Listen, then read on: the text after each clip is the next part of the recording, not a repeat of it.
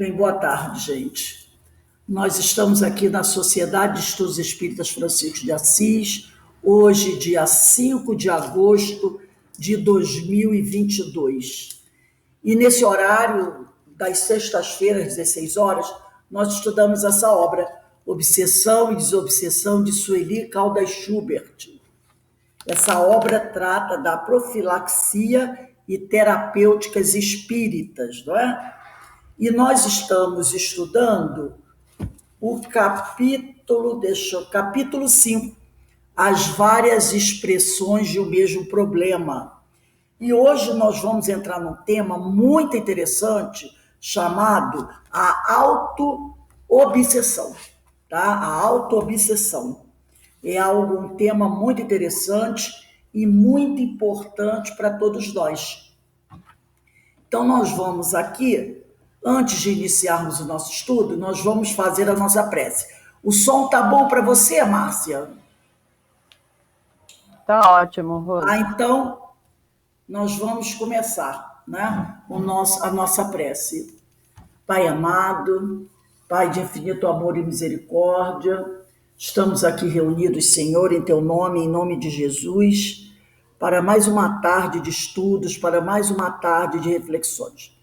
Que a Tua paz, o Seu amor nos envolva, fortalecendo os nossos espíritos, equilibrando as nossas energias e nos auxiliando, Senhor, a compreendermos melhor a Tua vontade.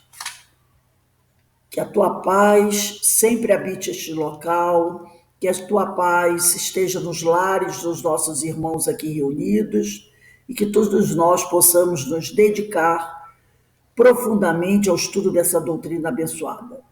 Ser conosco sempre, Senhor, hoje e sempre, graças a Deus. Bem, nós vamos começar aqui a nossa leitura. Então, aqui a Sueli Caldas Schubert, ela fala sobre a autoobsessão. O homem, não raramente, é o obsessor de si mesmo. É o que assevera o codificador. Tal coisa, porém, bem poucos admitem.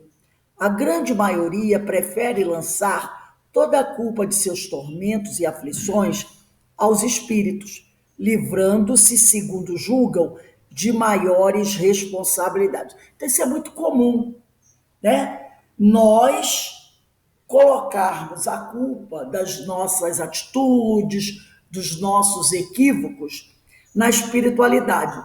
Depois que se descobriu o nome obsessor, as pessoas passaram a sempre colocar a culpa no obsessor. Então, o obsessor é o culpado por tudo que acontece com a gente, né? As pessoas têm essa mania. O obsessor é culpado, né? Eu não tenho culpa de nada, eu sou inocente. Então, a gente sempre quer ter o obsessor para nós colocarmos a culpa.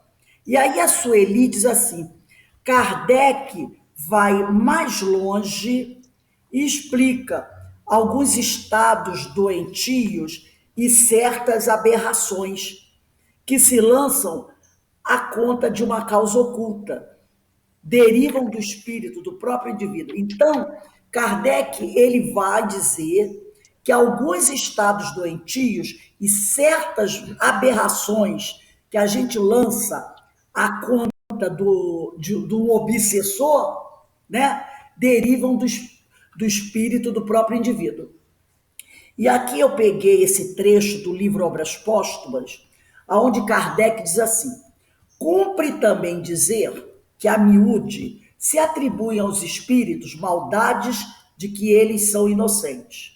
Alguns estados doentios e certas aberrações que se lançam à conta de uma causa oculta derivam do espírito do próprio indivíduo.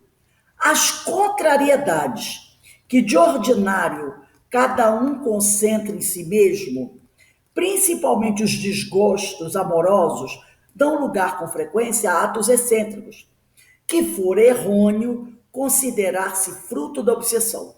O homem não raramente é o obsessor de si mesmo. Então ele está querendo dizer que, na maioria das vezes, o homem é o culpado pelos seus problemas, pelas suas próprias dificuldades.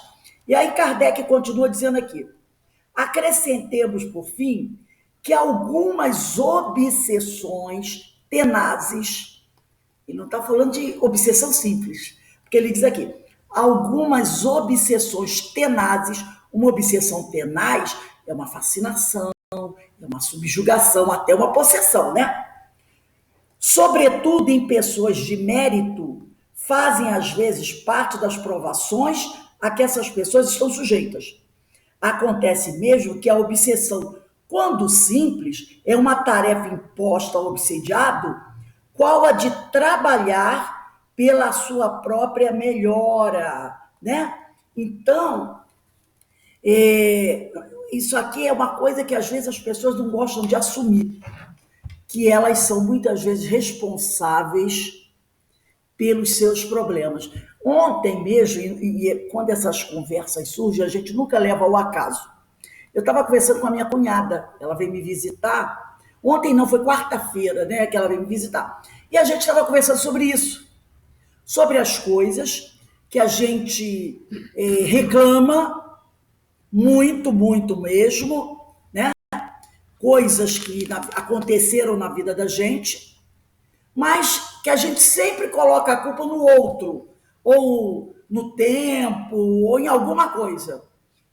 E a gente dificilmente quer assumir que nós fomos os artífices, muitas vezes, da nossa dor, das nossas dificuldades, né? Então a gente estava conversando sobre isso. Então vamos continuar aqui no livro da Sueli Caldas Schubert. Tais pessoas. Rose está aqui, Eu estou capítulo no 5, né? capítulo 5, na A Auto-Obsessão.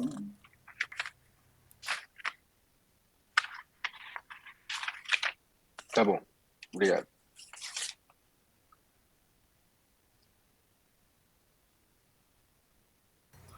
Então, achou? Achou? Eu estou no quarto parágrafo. Tais pessoas estão ao nosso redor, né? São doentes da alma. Então, ele está dizendo aqui que muitas dessas pessoas que reclamam muito do azar, né, do destino, essas coisas assim, porque está passando alguma dor, tais pessoas estão ao nosso redor. São doentes da alma. Percorrem os consultórios médicos em busca do diagnóstico impossível para a medicina terrena. Porque vai tomar muito remédio de tarja preta e não vai resolver o problema. Porque o problema não está na organização física, está na organização espiritual. Entendeu? Então a pessoa vai tomar muito remédio, calmante, ansiolíticos e outras coisas mais. E não vai resolver. Vai acabar ficando viciada, né? Dependente química, mas não vai resolver o problema dela. Então, eles aqui são obsessores de si mesmo, como disse Kardec no livro Obras Póstumas. Vivendo um passado do qual não conseguem fugir. No porão de suas recordações estão vivos os fantasmas de suas vítimas, ou se reencontram com os a quem se acompliciaram e que quase sempre os requisitam para a manutenção do conúbio degradante de outrora. Então, essas pessoas têm lá no seu íntimo, têm lá no seu inconsciente profundo, né? Essas dificuldades muito bem arquivadas, tá?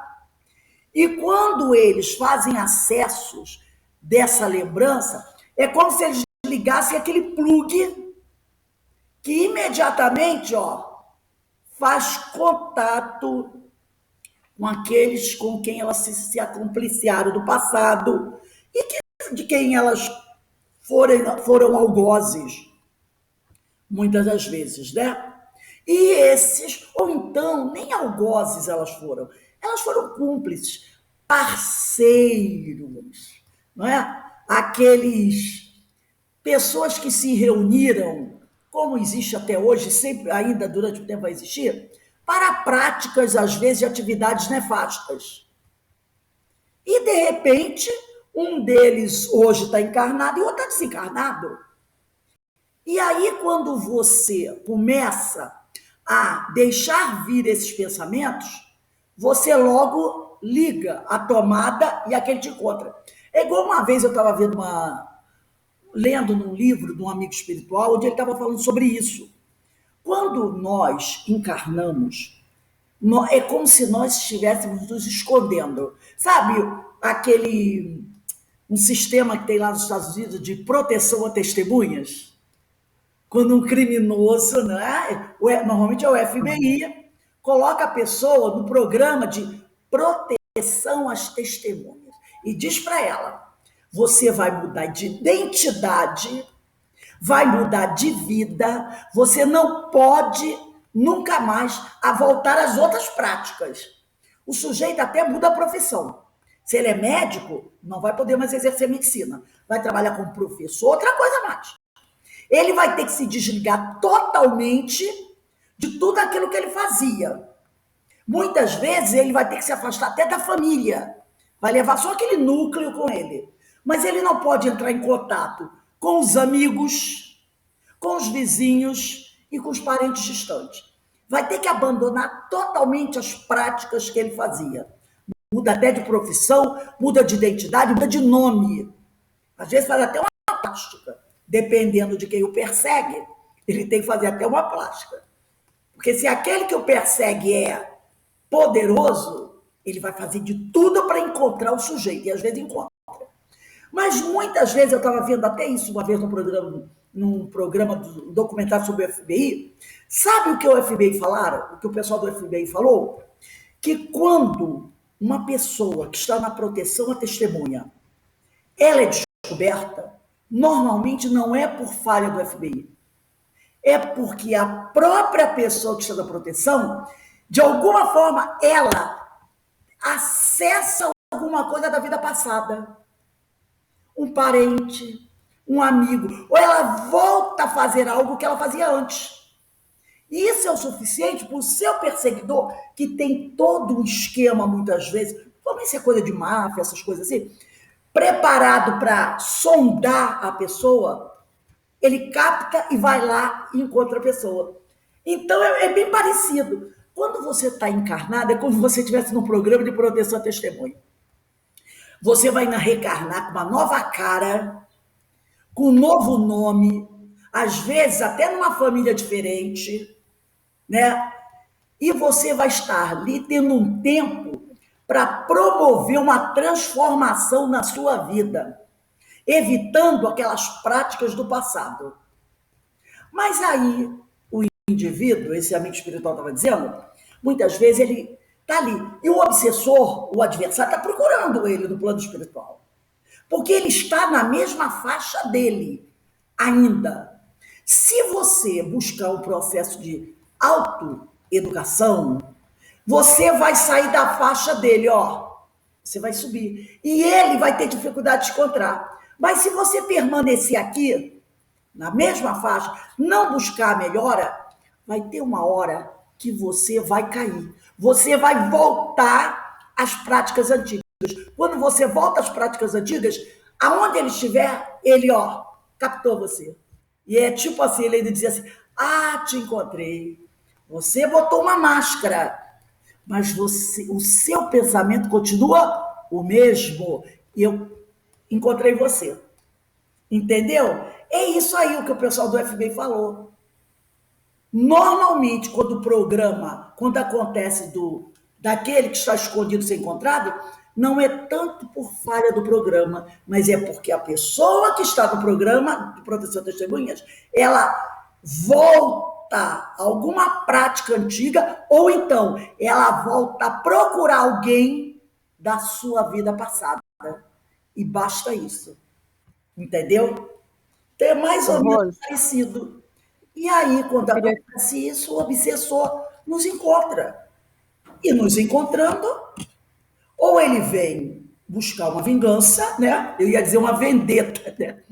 Ele vem buscar uma vingança, ou então ele vem buscar o companheiro para que eles continuem naquele conúbio, naquele acompliciamento, as mesmas práticas. E aí, quando o encarnado entra no desdobramento do sono, ele reencontra o companheiro, que está lá, o amigo esperando. E aí, ó, começa tudo outra vez. Ô, Rose, Oi, pode falar, Márcia. então, não sei se tem alguma coisa a ver, eu queria tirar essa dúvida com você. Eu conheço uma pessoa que ela tem medo de dormir, ela dorme muito mal, porque ela diz que quando dorme, eles, ela é carregada para lugares muito estranhos, sombrios, entendeu? E ela vive em psiquiatra. Muda assim de um para o outro, vai mudando, nenhum acerta com ela. Olha o caminho da caixa de som. Olha, é aquela coisa, o Márcia, não existe vítima, não existe vítima, não existe vítima e não existe arrastamento, o próprio Allan Kardec diz, irresistível. Quando a criatura de como a sua companheira disse, repete aí, como foi que ela disse mesmo? Que ela tem dificuldade de dormir, ela tem medo, que quando ela dorme, ela é levada para lugares muito sombrios. É aquela coisa, você ser levado seria, vamos dizer assim, eu estou sendo levada e não tenho como resistir. Não é isso que Kardec diz. Uhum. Entendeu? Kardec diz: não há arrastamento irresistível. É isso que ele diz. Porque se Porque ela tenta se esforçar, mas assim, ela dá um passo e dá 5 para trás. Ela não dá continuidade. exato, Entendeu? Eu por acho que que o será? erro está aí. O Exato. erro está aí. Se você dá Tem que um ter para frente e perseverança. para trás, você na realidade não está dando nenhum para frente. Nenhum, né? Exatamente. Então é aquela coisa, o sujeito sabe o que precisa fazer. Entendeu? Nós estamos vivendo uma situação que todos nós sabemos o que precisamos fazer. Se a gente não faz, a culpa não é do destino nem é de Deus. A responsabilidade é de quem? De nós mesmos. Nossa. É nossa. Sempre a responsabilidade, por mais que seja difícil a gente aceitar, sempre a responsabilidade é nossa. Por isso que muitas vezes as pessoas não querem estudar doutrina. Elas não querem estudar doutrina. Por causa disso que a espiritualidade sempre diz. Tem o culpado? Se olha no espelho. Acabou. Tem o culpado? Se olha no espelho. E é maravilhoso estudar doutrina, né? Não sei porque as pessoas não gostam. É aquela culpa. Meu cartão, é aquela coisa, meu cartão de crédito estourou. Oh, meu Deus. A culpa é de quem? É nossa. É nossa. Exatamente. Então ele Eu acho que esse Rose, caso aí enquadra muito na autoobsessão, né, Rose? sim, sim, é o que a gente está falando, né? Com certeza, autoobsessão. Fala, William.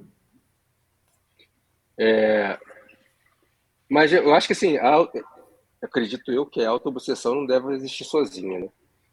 Porque quantos espíritos, então, os inimigos do passado, não fazem com que o indivíduo acesse essas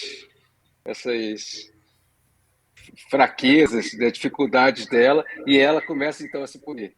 Ele só faz isso, só ajuda a fazer. Aí você pensa o seguinte, mas aonde tudo começou? Tudo começou em Como nós. assim? Aonde Sim. todo, entendeu? Porque o depois, e o depois pode ter um monte de coisa, pode ter um monte de artífices, pode ter um monte de gente misturado. Mas aí a gente vai aonde tudo começou. Começou em nós. Agora, é aquele detalhe. Quando você abre a tua porta, não, mas eu só abri um pedacinho. O negócio é não abrir. Porque depois que abrir a porta, você não controla mais quem entra. Entendeu? Você não controla, pode entrar um como pode entrar 100. Aí você não controla mais quem entra. É nesse sentido que a gente diz que a responsabilidade é nossa.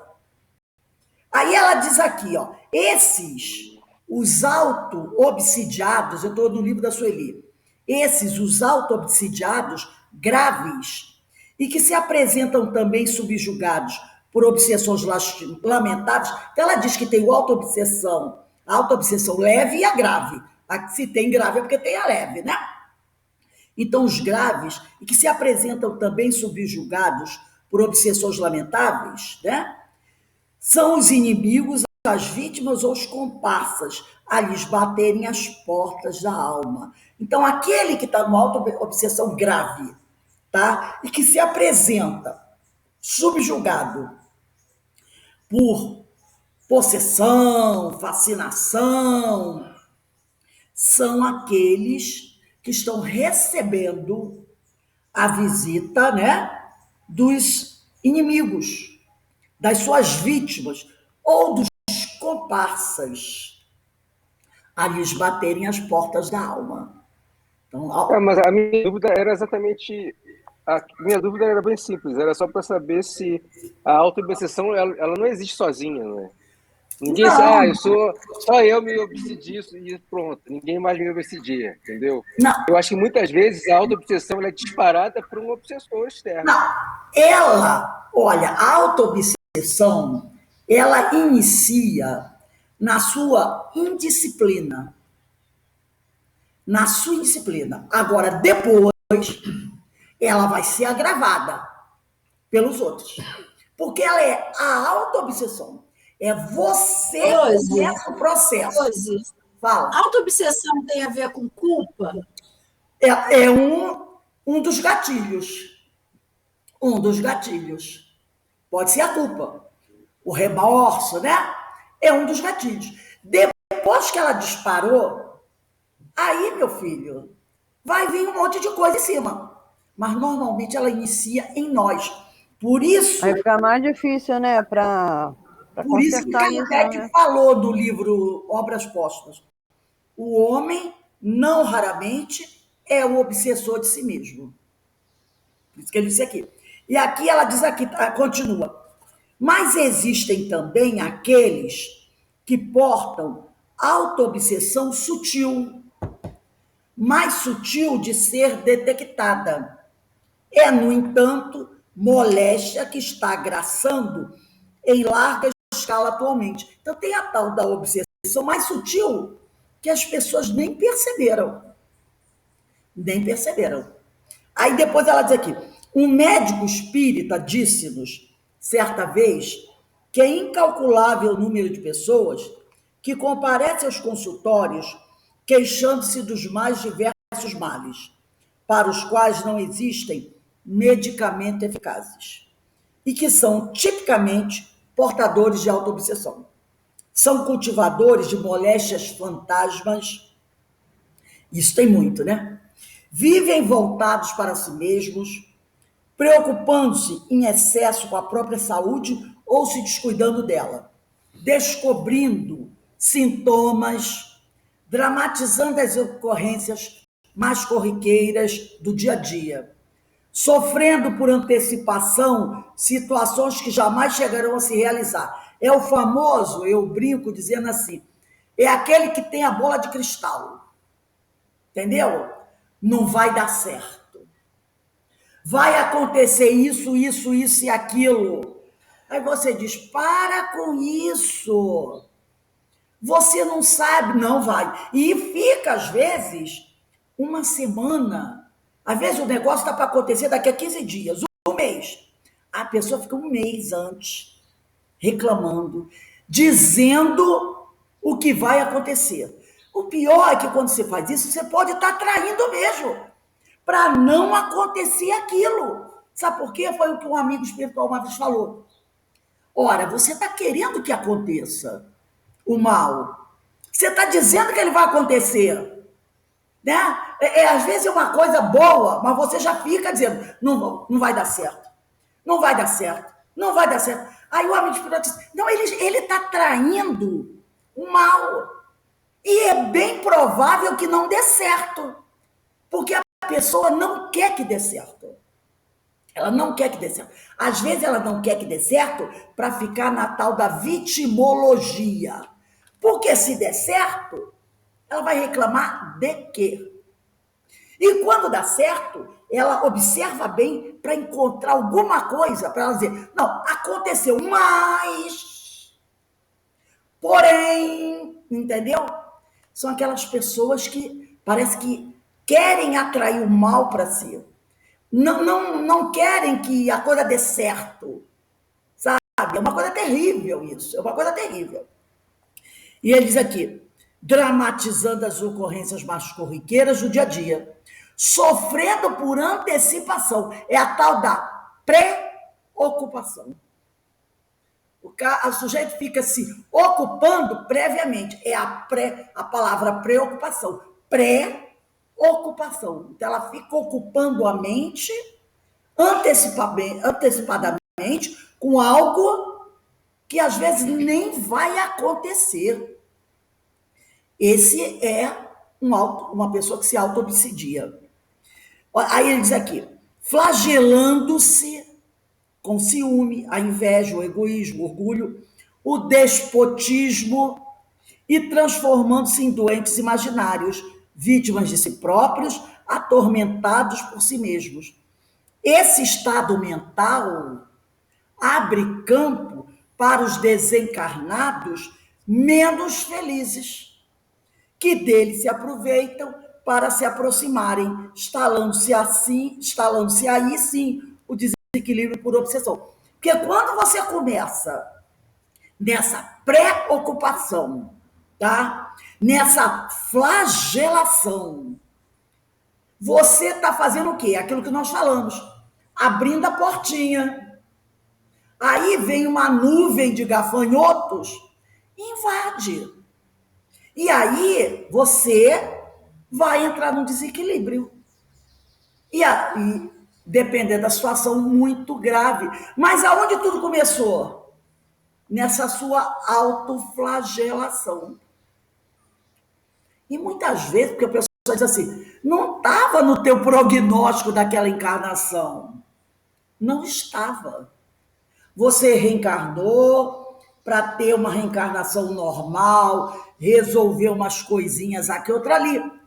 Mas aí esse seu desespero, essa sua mania de ver o mal em todo lugar, acaba atraindo algo que não estava na perspectiva.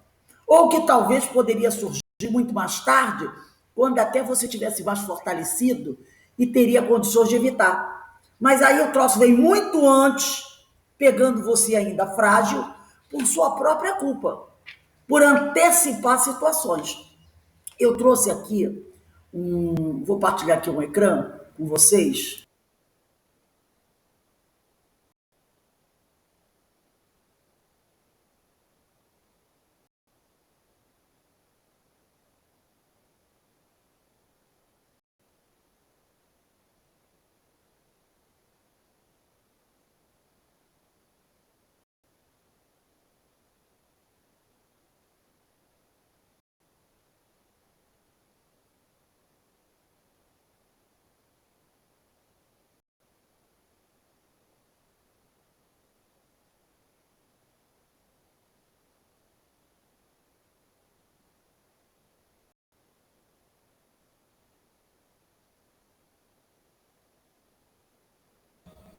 Só eu que não estou ouvindo, gente?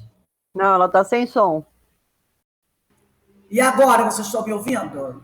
Sim. Eu acho que sim. É que quando eu partilhei aqui, desligou o microfone. Esse livro, Saúde e Espiritismo, ele é uma publicação da AME, Associação Médica Espírita do Brasil.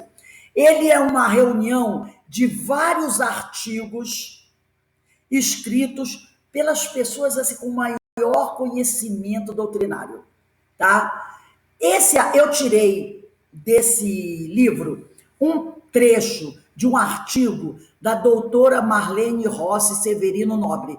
Inclusive, a doutora Marlene Rossi, ela foi uma das presidentes da Associação Médico Espírita do Brasil e a Associação Médico Espírita internacional. Ela é uma profunda conhecedora do tema mediunidade. Doutora Marlene Nobre, ela desencarnou aos 3 anos. Então, o capítulo que ela escreve para esse livro chama-se Obsessões e Psicopatologias. E ela vai falar, eu trouxe um trecho onde ela vai falar da auto-obsessão. E ela começa assim: Emmanuel, no prefácio do livro Mediunidade e Sintonia, dá um outro enfoque para o ditado popular.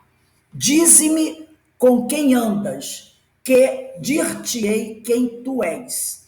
Afirma Emmanuel na citada obra, Mediunidade e Sintonia. Concluiremos que basta a pessoa explicar onde repetidamente está para sabermos que objetivos ela procura. E basta notarmos com quem anda para que saibamos com quem essa mesma pessoa deseja se parecer. Repare 2 palavras que ele coloca aqui, olha só. Concluiremos que basta a pessoa explicar onde repetidamente está. Então, não é que a pessoa esteja num lugar uma vez ou outra, mas é onde ela repetidamente está, tá? Constantemente está, para sabermos que objetivos ela procura e basta notarmos com quem anda para que saibamos com quem essa mesma pessoa deseja se parecer. Então, essa colocação de Emmanuel é perfeita, né? O mentor de Chico Xavier lembra que os nossos pensamentos ditam nossa conduta. Os nossos pensamentos ditam nossa conduta. E que, de acordo com nossa conduta, amealhamos companhias, através das quais somos conhecidos, principalmente por observadores do mundo espiritual. Então, o nosso pensamento indica, mostra que conduta eu tenho no dia a dia, tá? E de acordo com a minha conduta, eu terei as companhias que mais irão me atender às minhas necessidades. E, como disse Paulo de Tarso, né, nunca podemos esquecer disso, nós estamos cercados por uma multidão de testemunhas, né? E essas testemunhas nos conhecem, estão constantemente observando a nossa conduta, observando os nossos pensamentos e sabem muito bem daquilo que nós gostamos. E é isso que eles nos oferecem ou vêm compartilhar conosco. Tem um outro livro também que eu trouxe aqui para vocês, do Ernesto Bozano, Pensamento e Vontade. Esse é um dos livros dessa coleção que eles chamam os clássicos, né? O livro Pensamento e Vontade tem um capítulo que chama Ideoplastia. E nas conclusões desse capítulo é dito o seguinte: Ernesto Bozano, nessas conclusões, ele vai citar um outro pesquisador contemporâneo dele, lá final do século XIX, Gustavo Gelei. E nesse sentido, em relação à ideoplastia, o Bozano diz que o doutor Gelei, ele se externava dessa forma. Ele dizia o seguinte: que quer dizer, palavra do doutor Gelei, que quer dizer o vocábulo ideoplastia?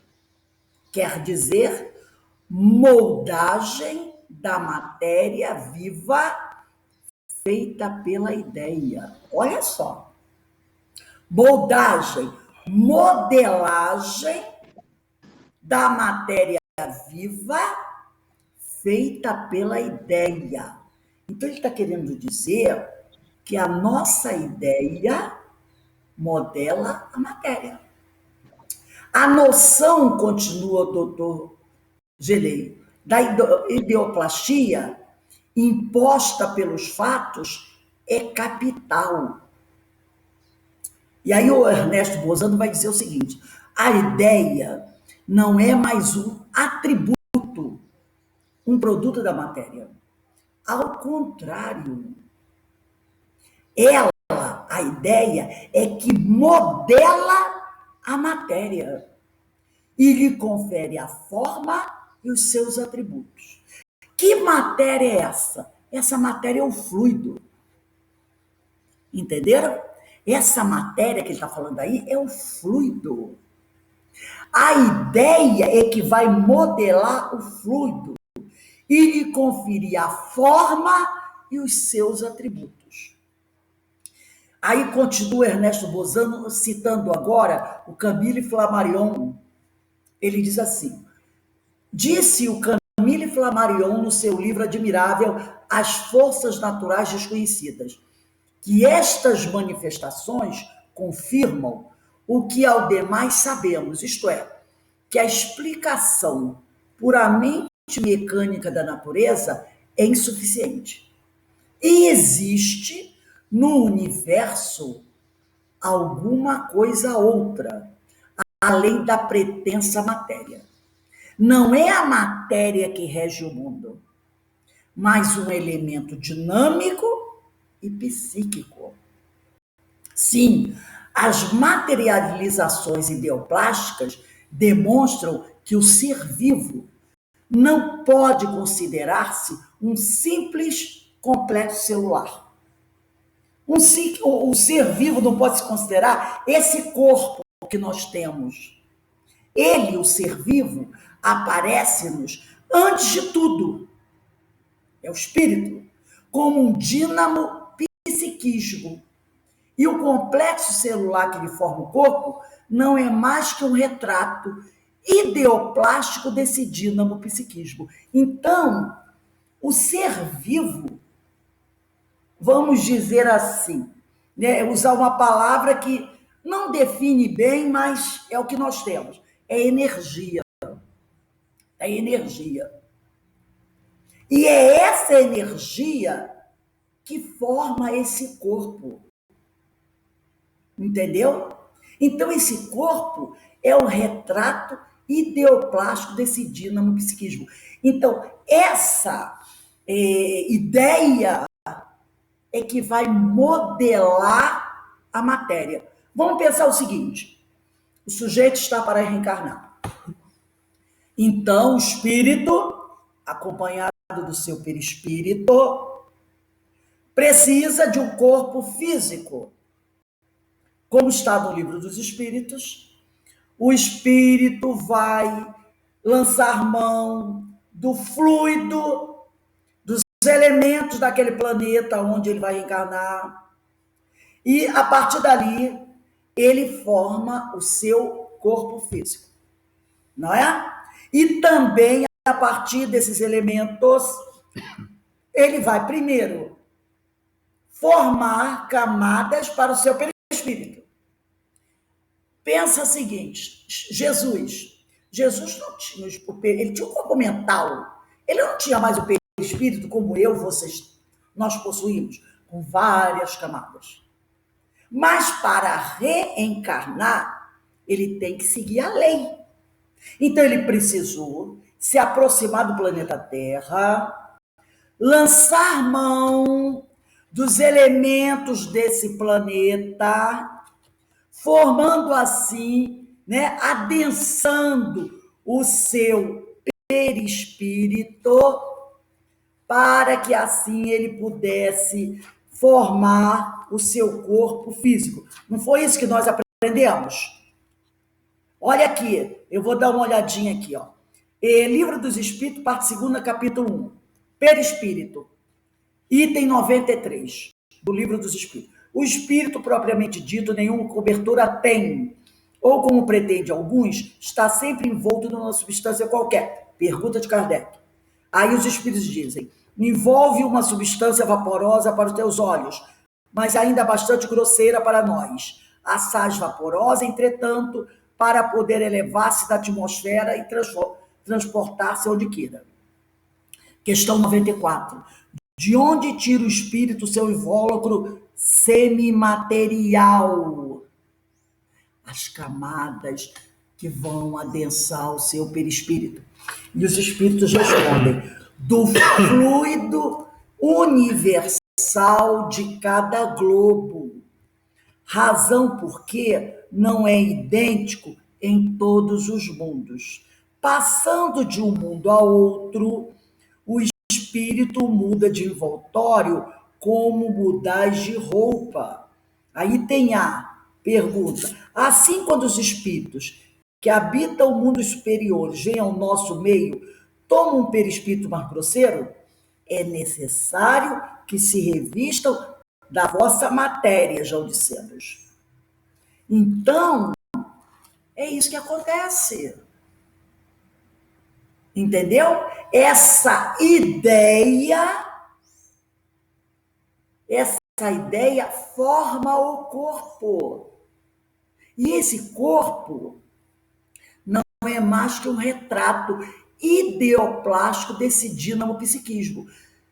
Aí a pessoa vai dizer assim, não entendi bem. Existe uma coisa chamada modelo organizador biológico. É o MOB, modelo organizador biológico, que está no espírito.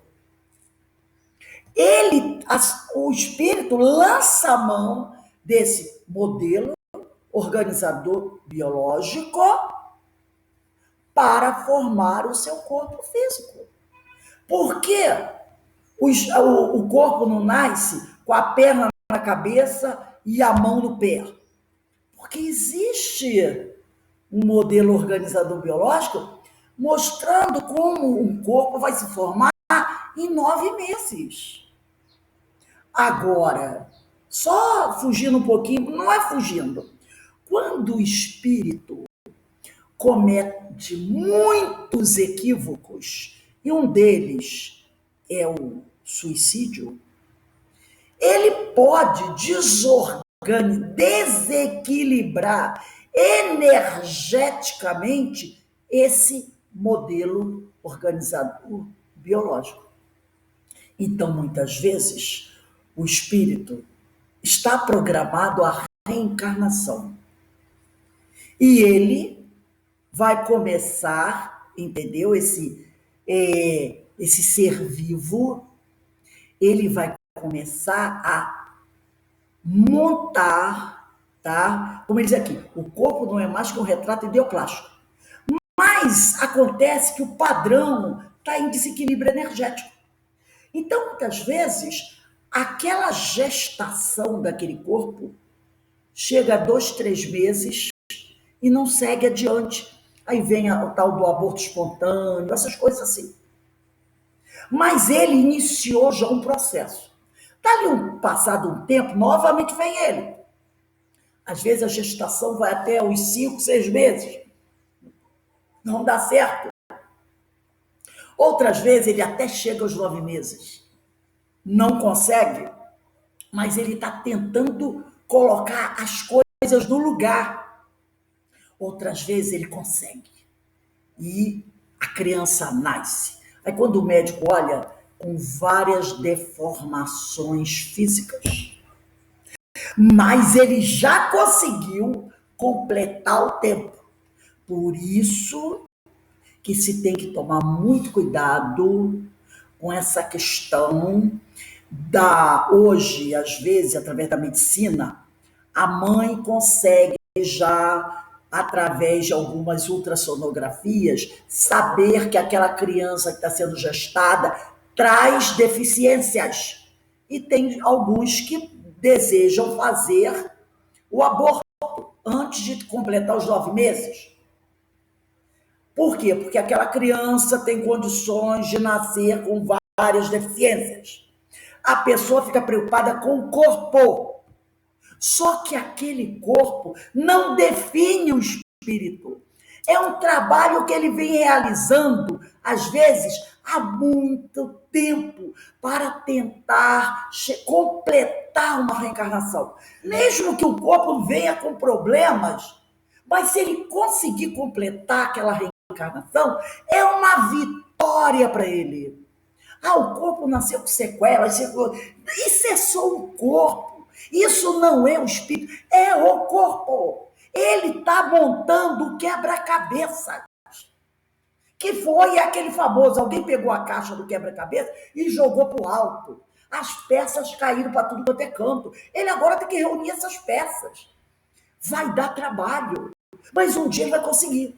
E quando você faz um negócio desse, você interrompe o negócio desse, você está atrapalhando o trabalho dele. Porque ele é o espírito, ele não é aquele corpo. Tem que se respeitar isso. Às vezes aquela criança nasce e ela vai viver um mês, vai viver um ano, vai viver 5 anos, desencarna. Na outra reencarnação, ele vai vir melhor. Porque ele já conseguiu se organizar melhor. É essa a ideia que nós temos que ter. Por isso ele diz aqui, ele, o ser vivo, o espírito, aparece nos antes de tudo como um dínamo psiquismo. E o complexo celular que lhe forma o corpo não é mais que um retrato ideoplástico desse dínamo psiquismo. Se o retrato está feio, se o retrato está manchado, é porque esse dínamo psiquismo está levemente desequilibrado. Temporariamente. Mas daqui a pouco, de tanto ele tentar ir, voltar, ele vai conseguir acertar. Ele vai conseguir acertar. Como a gente faz. Às vezes, a gente fica no acerto e erro, até que a gente aprende a lição. Opa! Não tem gente que faz concurso aí para encontrar algum trabalho? Às vezes o cara faz 5 concursos, só passa no 5º. É igual tem pessoas que... Eu quero ser médico. Eu tenho um amigo que ele tentou 7 vezes o vestibular para medicina. Só passou da 7ª vez. Hoje ele é um neurologista. Mas ele tentou 7 vezes. Falhou 6. Na 7ª ele passou. Ele não desistiu. E quantas vezes isso já aconteceu com a gente? Já pensou se da primeira vez a gente acabou, não quero mais? Onde é que a gente ia parar? André Luiz, do livro Nos Domínios da Mediunidade, no capítulo 1, define com clareza: a ideia é um ser organizado por nosso espírito. A ideia é um ser organizado por nosso espírito. Aqui o pensamento da forma, e ao qual a vontade imprime movimento e direção. Voltando à doutora Marlene Nobre, desse livro Espiritismo e Saúde, né? Saúde e Espiritismo, está aqui o nome do livro dele. Aquele primeiro que eu mostrei para vocês. Ela diz assim, através desses seres produzidos por nós mesmos, tá? Porque André Luiz diz, a ideia é um ser organizado por nosso espírito. Aqui o pensamento da forma e ao qual a vontade imprime movimento e direção. Então ela diz assim, através desses seres, tá? Que são as ideias, produzidos por nós mesmos, coagulados a partir dos nossos pensamentos. Uma coisa coagulada é uma coisa um pouquinho que tem uma forma, né? A partir dos nossos pensamentos, influímos nesse vasto oceano ou de forças que nos rodeiam, tá? Nesse vasto oceano de forças que nos rodeiam. Então, com essas ideias materializadas que nós produzimos, nós influímos nesse vasto oceano de forças que nos rodeiam. Quando eu digo assim, vai acontecer isso, e insisto, sou uma pessoa negativa, eu digo, não vai dar certo, eu faço com que isto que eu estou falando tome uma forma. E o que eu posso esperar? Que essa forma reaja sobre mim. Porque eu criei a forma. Eu criei a forma. Se eu criei, ele é produto meu. E ela vai acabar. Primeiro, eu crio a forma, ela é lançada no astral, se associa com outras ideias semelhantes a ela e depois reage. Ela volta ao seu ponto de origem e reage sobre esse ponto de origem. Se a minha ideia, que eu dei forma, for boa, for legal, a mesma coisa. Ela vai ser lançada no astral, vai se associar a outras ideias semelhantes a ela, um dia vai voltar ao ponto de origem e vai reagir a favor. Maravilha! Mas, se for o contrário, vai acontecer a mesma coisa. E aí, quando eu tomo a pancada, eu digo o quê? Tem algum obsessor me cercando. Não. Foi o que Kardec disse no livro Obras Póstumas. O homem não raramente é obsessor de si mesmo. Tem um livro também muito bom do Emmanuel, chamado Vozes do Grande Além. São vários espíritos que ele vai publicar nesse livro, Chico, artigos, textos de vários espíritos. Eu selecionei um texto desse livro que foi escrito pelo Emmanuel, mas o livro não é todo do Emmanuel, não. Tem vários, tem André Luiz, Albino Teixeira e vários outros, tá? Eu peguei um texto do Emmanuel que chama-se A Ideia. E Emmanuel diz assim, no texto, ele inicia o texto assim: meus amigos, a ideia é um elemento vivo de curta ou longa duração que exteriorizamos de nossa alma e que, exprimindo criação nossa, forma acontecimentos e realizações, atitudes e circunstâncias que nos ajudam ou desajudam, conforme a natureza que lhe venhamos a imprimir. Se alguém quiser falar alguma coisa, pode falar, tá, gente? Aí ele diz aqui, força atuante, né? A ideia é uma força atuante, tá? Deixa eu só ver aqui para ver se o... Fecha a porta, por favor. A ideia é uma força atuante, opera em nosso caminho. Força atuante opera em nosso caminho, enquanto lhe asseguramos o movimento. A ideia também é um raio criador, estabelece atos e fatos em nosso campo de ação, enquanto lhe garantimos o impulso. Expressa, agora ele vai fazer uma série de considerações muito importantes, ele vai dizer assim, expressa a flor ou espinho, a ideia expressa flor ou espinho, pão ou pedra, asa ou algema. Asa porque pode me levar a voar, algema porque me pode deixar prisioneiro, que arremessamos na mente alheia e que retornarão inevitavelmente até nós. Foi o que eu falei anteriormente. Um dia ela retorna, trazendo-nos perfume, se a minha ideia lançada for agradável, ou chaga, suplício ou alimento, cadeia ou liberdade. O crime, aí ele vai dizer aqui, Emmanuel vai dizer, o crime é uma ideia flagelação que não encontrou resistência. A guerra de ofensiva é um conjunto de ideias perversidade, senhoreando milhares de consciências. O bem é uma ideia luz, descerrando a vida caminhos de elevação. A paz coletiva é uma coleção de ideias e entendimento, promovendo o progresso geral.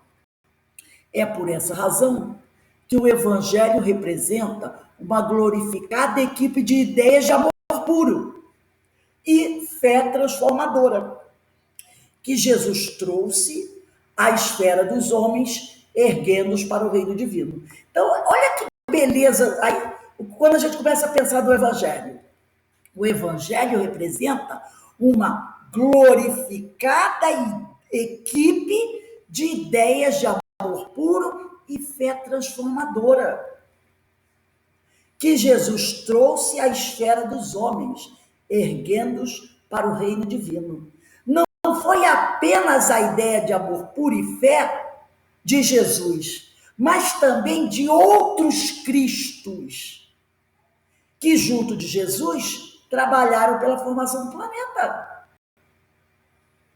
E Jesus trouxe essas ideias para os homens, erguendo-os para o reino divino. Na manjedoura, implanta o mestre a ideia da humildade. Por que ele não nasceu na casa de um doutor da lei?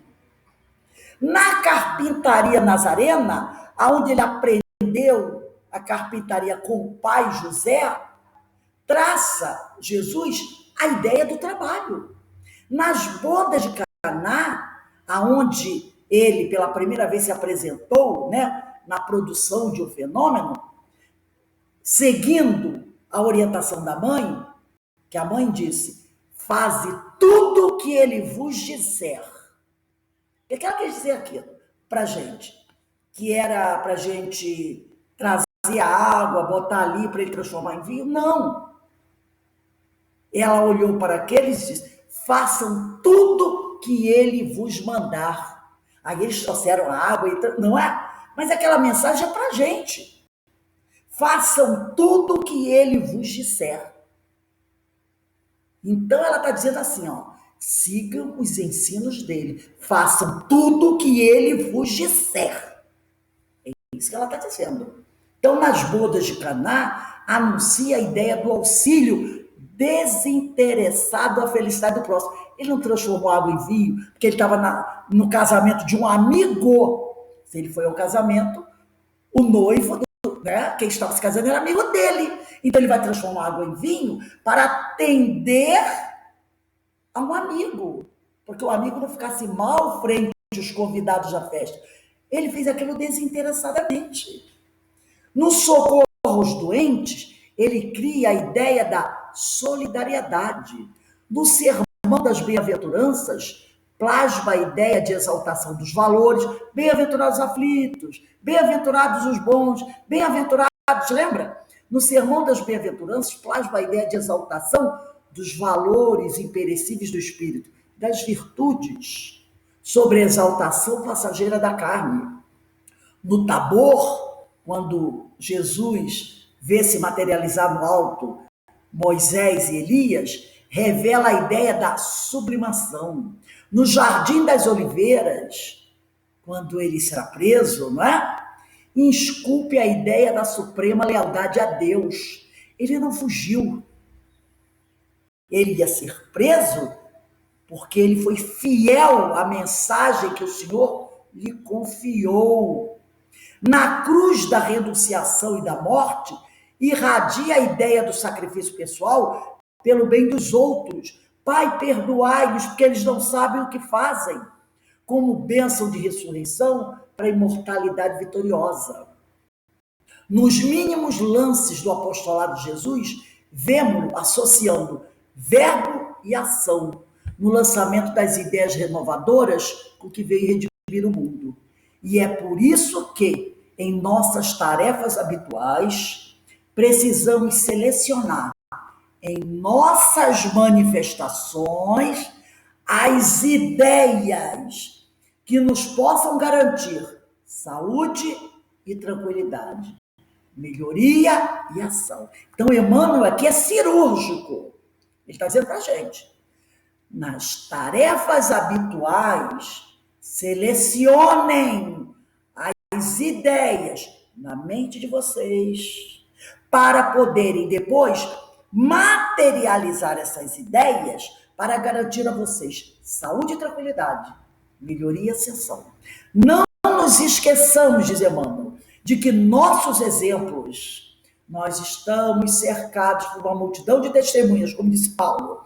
Não nos esqueçamos que nossos exemplos, nossas maneiras, nossos gestos e o tipo de palavras que cunhamos para uso de nossa boca geram ideias, que há maneiras de ondas criadoras vão e vêm.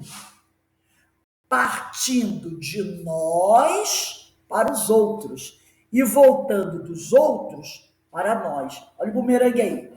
Com a qualidade de sentimento e pensamento que lhes infundimos, levantando-nos para o triunfo ou impulsionando-nos para a derrota.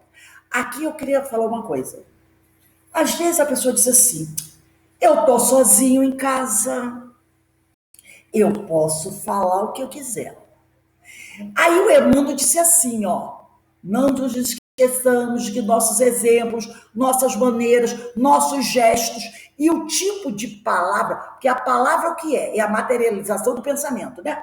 Que o tipo de palavra que cunhamos, que estamos materializando, para que saia da nossa boca, geram ideias, que a maneira de ondas criadoras vão e vêm, partindo de nós para os outros e voltando dos outros para nós. Aí o cara diz assim: eu estou sozinho em casa, ninguém está me ouvindo? Como é que é? Quando foi que alguns de nós conseguiram ficar sozinhos em um ambiente? Nós estamos cercados por uma multidão de testemunhas. Então, o que eu falo, mesmo quando eu estou sozinha, em voz alta, ou o que eu expresso através do meu pensamento, está sendo ouvido e observado por encarnados, se tiver ao meu redor, e por desencarnados, que com certeza estão ao meu redor.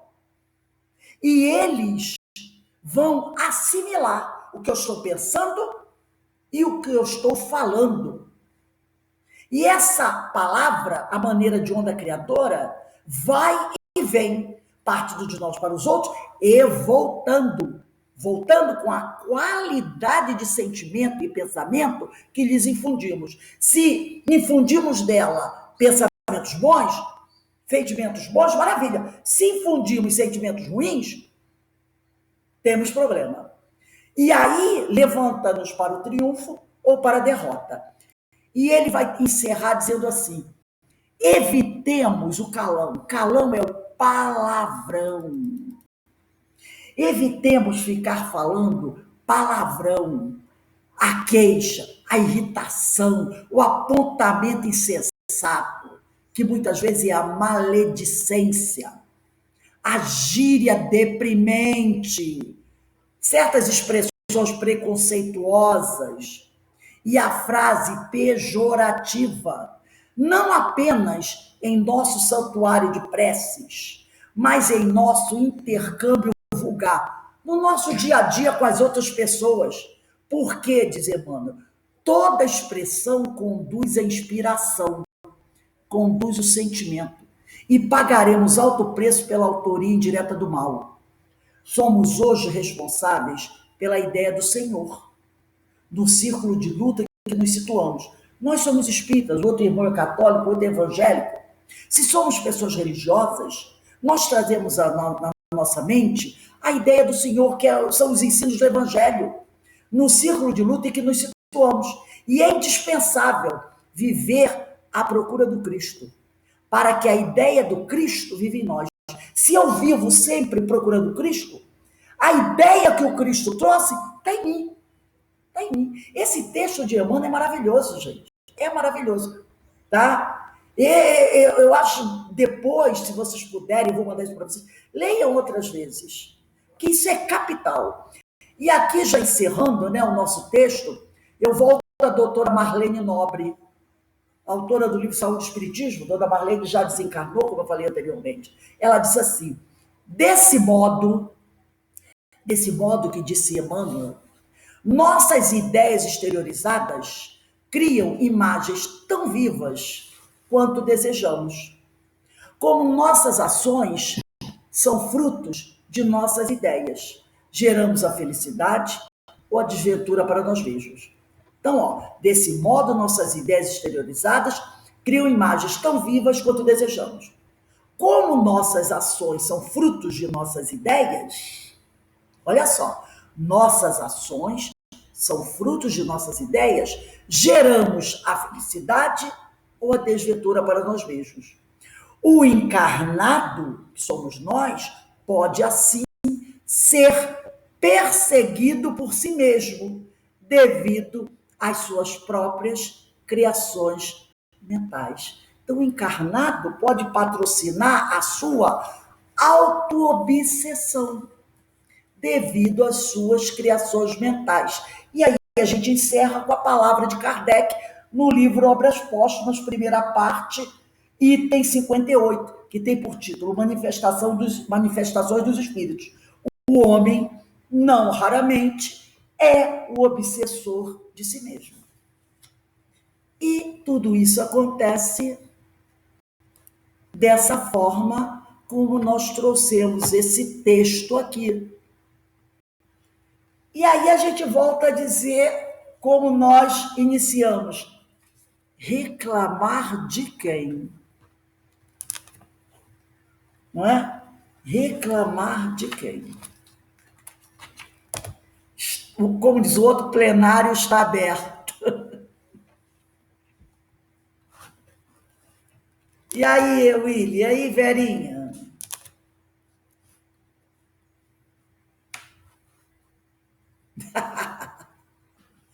Fica quietinho, né? Nada a declarar. Agora, eu achei fantástica o exemplo, né, a correlação que você fez do programa de proteção à testemunha. Muito legal. Muito bom mesmo. Né? Não foi, foi muito inspirado. É verdade. Porque foi assim bem fácil de você fazer o link, como diz por aí agora, né? Pode falar, Aninha. Não, a questão é botar em prática, né? Nós precisamos, né? Você botar em prática. Nós... Eu peguei pela metade, Rose. Eu estou muito resfriada, tomei remédio, eu dormi. Realmente? Eu acordei num pulo, aí o computador ele fica se atualizando. Entendeu? Porque esse, como está a Verena falando, proteção à testemunha, é isso aí. 80%, 90% daqueles que são, né, encontrados o são por sua própria responsabilidade. Porque voltam às velhas práticas. Mas eu achei interessante também, essa parte foi legal, mas para mim, o que veio primeiro foi que esse programa de proteção à testemunha é a oportunidade que a gente tem de, no miudinho, fazer tudo diferente, porque a gente tem a oportunidade de fazer diferente e que o outro, quando nos reconhecer, diz, mas tu fez tudo direito, você tentou, você se esforçou, entendeu? Também é uma proteção para a gente, né? Como o corpo, né? A vestimenta do corpo nos até camufla diante dos nossos desafetos, né? Esse programa de proteção à testemunha, ele nos dá a oportunidade de voltar camuflado, buscar um caminho, né? É a reencarnação. Né? É a reencarnação. Vou fazer um pouco melhor para quando esse nosso desafeto nos encontre um pouquinho melhor. Exato. Né? Mas e também a gente pode sair desse programa quando a gente acha, tá tudo bem, não tem ninguém vendo aí. Se dá mal. E se nos encontrar, porque de repente não vai nos encontrar. Nós é que depois de transformados, seguros, poderemos até procurá-lo para o ajudar, porque aí não correremos risco de ser machucados por eles, não é? Porque às vezes esse companheiro, ele não vai nos encontrar. Ele não vai nos encontrar, entendeu? Porque ele pode ficar numa distância tão grande que ele não nos encontre mais. Agora, nós poderemos, no futuro, até voltar para buscá-lo, para ajudá-lo, entendeu? Mas isso só depois que nós estivermos, sim, bem seguros, já sem correr o risco de ser levados pelo furacão, que é o que Ô, nosso Rose, companheiro vai fazer. Pode falar, Aninha. ô, Rose, isso, é muito bom a gente saber de tudo isso para que a gente possa realmente fazer de forma diferente. Com certeza. Mas a gente não tem que ficar com medo disso. Não, não, não. Não tem que ficar com medo. Não, isso daí não é para ficar com medo. É para que a gente possa saber, claro, como você falou aí, nós não estamos nunca sozinhos. Nós não estamos. Mas, eu sinceramente, eu vivo tranquila, eu não tenho. Está me seguindo, me observando, entendeu? Eu não sou santa. A Eu nossa não li, preocupação é buscar eu não sou. deixar um exemplo, uma mensagem boa. Sim, sim. Mas, entendeu? Eu não fico assim, eu não estou. Não, eu vivo tranquila, entendeu? Tá certo que obsediada eu sou. Acho que todos nós temos uma obsessão. Tem a obsessão simples, como nós já vimos, e aquelas mais complicadas. Mas a simples, todos nós temos. Ninguém pode dizer que não é obsediado. Até por a gente mesmo. Por querer fazer tudo certinho, a gente acaba se obsediando, sabia? Não, eu não posso errar, eu não posso. Oh, Aí sim sabe? pode ganhar uma autoobsessão por essa coisa. Sim, Já entra num fanatismo. E nenhum fanatismo é bom. Então, eu gente, acho que tem que viver com tranquilidade, né, Rose? e sempre Tranquilidade, procurar confiança. e sempre Melhorar, né? melhorar, porque também a gente não pode dizer assim, Melhorar. eu não ligo, mas também não faço nada para melhorar, permaneço no mesmo. Aí não dá, Aí é né? problemático, né? Sempre assim. Aí não É, dá, não, não dá é mesmo, como não. disse Jesus, né? Vigiar e orar. Vigiar e Sim, orar. Procura sempre crescer, seguir em frente, né?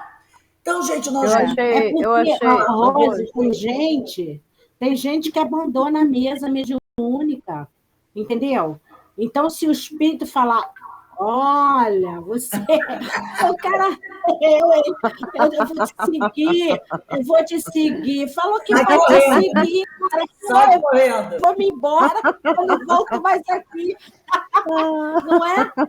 A Aí gente tá abandonou correndo. isso. Tem gente que está correndo até hoje. Vai me seguir essa vez. tem gente que corre até da sombra. É isso Mas, aí. Vai Rose, ficar com medo. Você não pode. Com É certeza. bom saber, mas ter confiança em É Deus. saber para Também procurar. A gente tem tem que os bons saber também que para nos procurar guardam. melhorar. A gente tem que saber para Sim, procurar melhorar. E aí a gente vai crescendo, sempre buscando sim, fazer o melhor. eu Fala, achei Márcia. muito, sim. eu achei muito importante quando você falou da ideia do pensamento. Você vê, tudo começa no miudinho. E como pode Exatamente. crescer, né? E É uma cresce, coisa cresce. assustadora, né? Então, orar e vigiar Olha, e a gente vê como para Jesus todos os falou, dias. né? Vigiar. E o pessoal acha que é vigiar o outro. Não. Vigia É, o pensamento. Gente, exatamente. Vigia a tua ideia, o teu pensamento. Não é? verdade. Então, que a gente possa estar nessa vigilância. Então, meus amigos, nós vamos encerrando agora essa primeira parte do nosso trabalho.